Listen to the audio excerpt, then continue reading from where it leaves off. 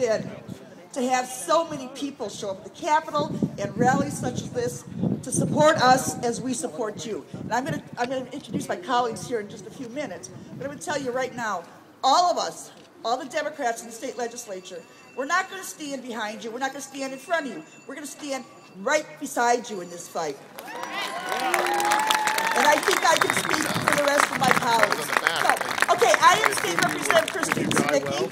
I grew up actually half a block from here, but this is actually State Representative John Richards' district. So we always share Bayview. And I'm joined by State Representative Fred Kessler. And of course, our State Senator Chris Larson.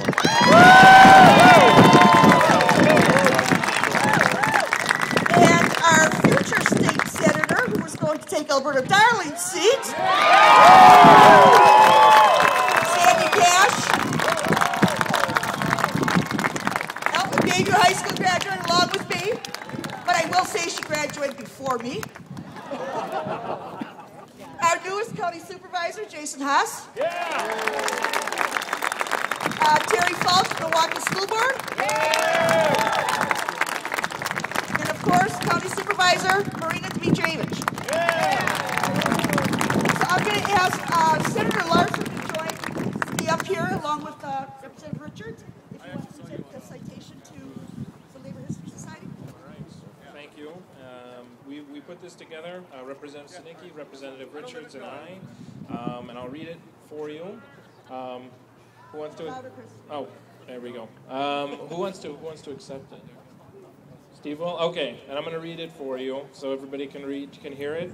It's a citation of commendation, and it says, whereas workers generally labored at physically punishing jobs for many hours each day in the mid-1800s, and so in the 1880s, workers nationally and in Milwaukee began to advocate for the 8-hour workday, something we now take for granted.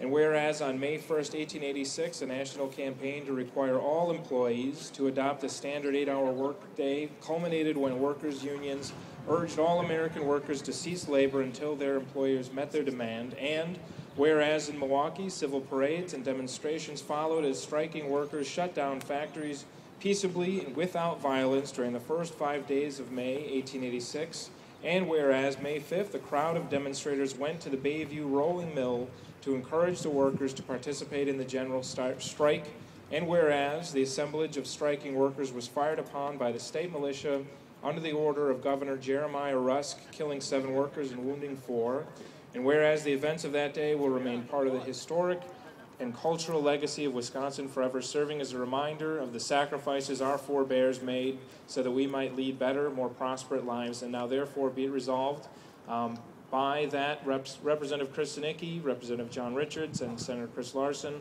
on behalf of the Wisconsin Legislature, commemorate this pivotal series of events in the evolution of our more humane working conditions for Wisconsin laborers, and hereby recognize the first Sunday in May as the anniversary of the Bayview labor strike and tragedy. There you go.